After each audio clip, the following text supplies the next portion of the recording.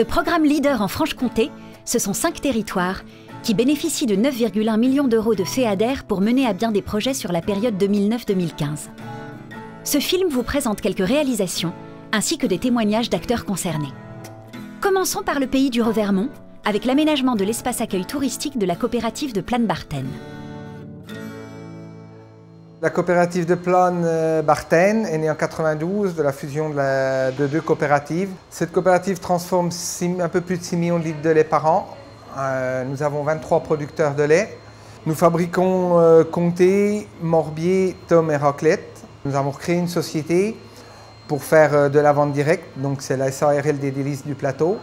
Les Délices du Plateau emploient un équivalent temps plein à 2,5 personnes réparties sur 4 vendeuses. En 2009, nous avons décidé d'agrandir notre magasin qui était trop petit. Le coût total de notre investissement pour le magasin, pour le gros œuvre, est de 172 000 euros.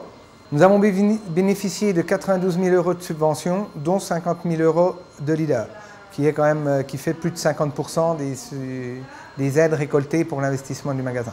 Au travers de ce projet, on peut illustrer différents thèmes qui ont été développés dans la stratégie du programme Leader du pays du Revermont. Le premier thème, c'est la mise en valeur des savoir-faire. Donc, un savoir-faire principal sur ce territoire, c'est le comté. À travers ce hall d'accueil, c'est également la capacité qu'a notre territoire d'amplifier son offre touristique.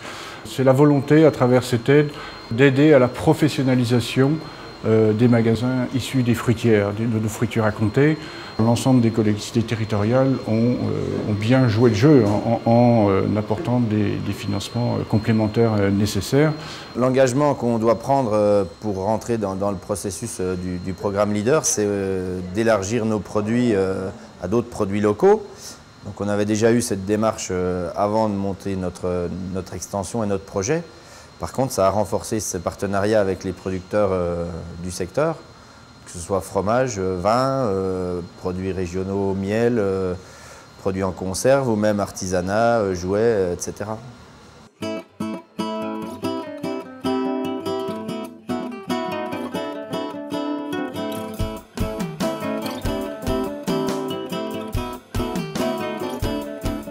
L'une des caractéristiques du programme Leader, c'est la mise en œuvre d'une stratégie locale de développement.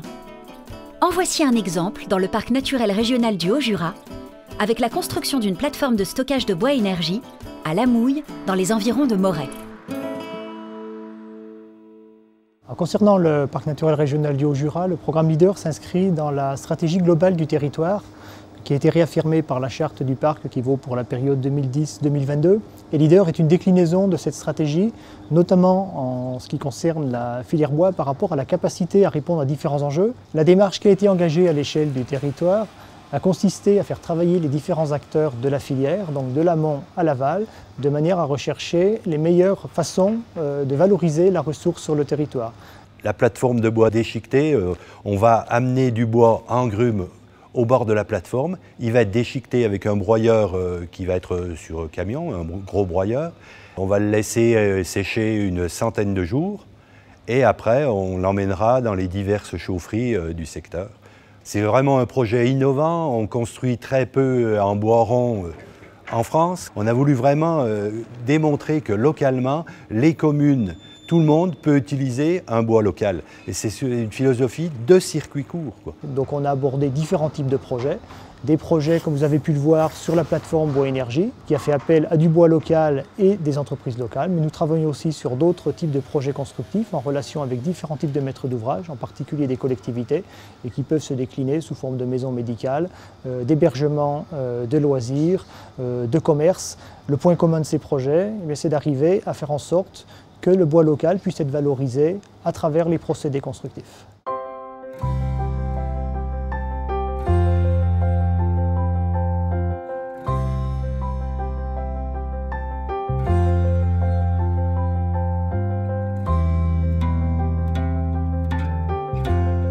Direction le pays des Vosges saunoises, pour une expérience ayant favorisé la mise en réseau des agriculteurs avec les collectivités.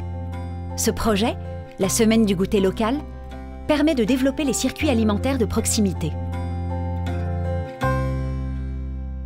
Nous accueillons donc tous les soirs au moment du goûter entre 25 et 30 enfants.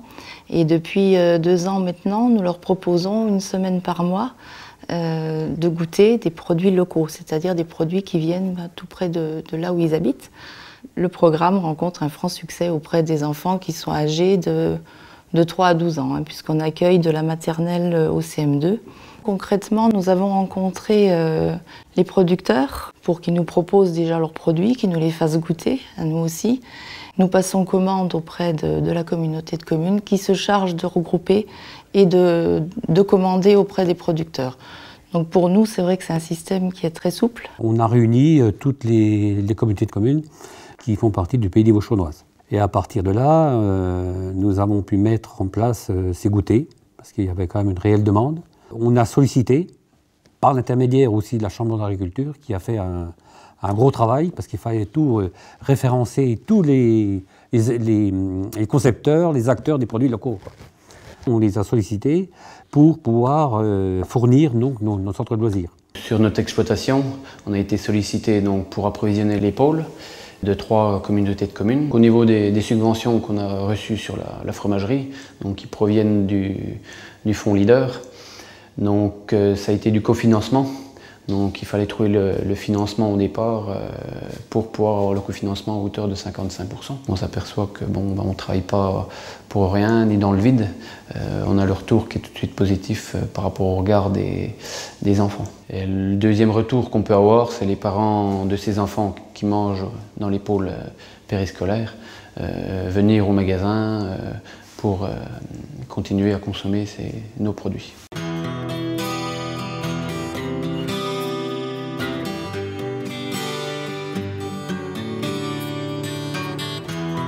Laissons maintenant la parole à quelques acteurs pour illustrer les fondamentaux de Leader et nous faire partager leur expérience et bonnes pratiques. Donc après Leader Plus, qui a bien soudé l'unité du pays, donc des 3 communautés de communes qui sont celles de Poligny, d'Arbois et de Salins, nous avons souhaité candidater au Leader actuel où eh bien, cette belle unité a continué et a continué dans le concret. Je considère qu'un seul leader n'est pas suffisant.